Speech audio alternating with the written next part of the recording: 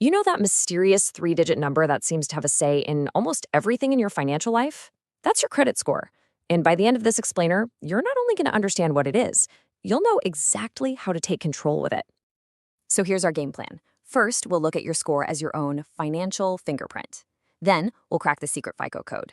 After that, we'll meet the official scorekeepers. I'll give you some powerful tips to boost your score. And finally, we'll see how this little number shapes your entire future. Ready? Let's dive in. All right, first up, your financial fingerprint. Seriously, think of your credit score like that. It's unique and super powerful part of your financial identity. It tells a story, and you better believe that lenders, landlords, and even some employers are really interested in reading it. I mean, just think about that for a second. What other three-digit number has that kind of power? It's not your area code, it's not your street address. It is, of course, your credit score. This single number can open or close some pretty major financial doors for you. So what is it, really? Well, the official definition is that it's a numerical expression of your credit worthiness. Let's put that in plain English. It's basically a grade on how likely you are to pay back money you borrow. The higher the number, the better your grade, and the more trustworthy you look to people with the money. And this is a huge point you've got to get. We always think about credit scores for big things like getting a mortgage or a car loan, but its reach is so much wider. A landlord's going to check your score to see if you're a reliable tenant. A utility company might ask for a bigger deposit if your score is low. Heck, some employers even look at credit reports when they're hiring. The bottom line is, this number pops up almost everywhere in your adult life. Okay, let's move on and figure out how this thing is actually built. We're going to crack the code behind the number. It's not just some random thing. It's calculated using a very specific recipe, and we are about to break it down piece by piece. So how in the world do they come up with this one number from your whole financial life? Well, it all comes down to 5 key ingredients, and each one is weighed differently. Understanding these is absolutely the first step to making your score better. Now, check this out. This chart makes the priorities crystal clear. Look at that massive slice. 35% is just your payment history. Right behind it, another huge piece, 30%, is the amounts owed. You add those two together, that's 65% of your entire score. The other stuff, like how long you've had credit and if you're applying for new stuff, it matters, but wow, those first two are the real heavyweights. So let's quickly put these in simple terms. Payment history, it's as simple as it sounds. Do you pay your bills on time? Amounts owed is all about your credit utilization. How much of your available credit are you actually using? Length of history is easy. The longer your track record, the better. Credit mix just looks to see if you can handle different kinds of debt, like credit cards and loans. And new credit, that just keeps an eye on how often you're asking for more, which can look risky if you do it a lot in a short time. And this is where all those calculations land you.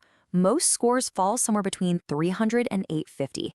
As you can see, hitting 800 or more is considered excellent, and a good score really starts around 670. Lenders live by these ranges to figure out their risk. And here's the kicker. A higher score doesn't just get you a yes, it gets you better interest rates. We're talking about saving thousands of dollars over the life of a loan. So, who are the umpires in this whole game? In this next part, we're going to meet the companies that are collecting all this data and running the numbers that lenders depend on. Here in the US, it all boils down to these 3 big names: Equifax, Experian, and TransUnion. These are the companies that basically keep a file on you, your credit report. It's a super detailed record of your credit history. The scoring models just take the data from these reports to spit out your score. Now, you've probably heard of different kinds of scores. The 2 big ones are FICO and VantageScore. The key thing to know is that FICO is the classic model, and it actually gives you a slightly different score based on the data from each of the 3 bureaus. VantageScore is newer. It was created by the bureaus themselves, and it gives you one single score using data from all 3 of them. So, which one should you care about more? Well, while they're both important, this number really says it all. An incredible 90% of top lenders use FICO scores to make their decisions. And that's exactly why understanding that FICO formula we just talked about is so valuable. Okay, so we've covered the what, the why, and the who. Now we get to the best part, the how. This section is all about action. I'm going to give you 4 clear, powerful steps you can take, starting today, to improve your score. This is your action plan right here. Number 1, and I honestly can't say this enough, pay your bills on time every single time. It's 35% of your score. Number 2, keep your credit card balances low compared to your limits. If you're maxed out, it signals risk.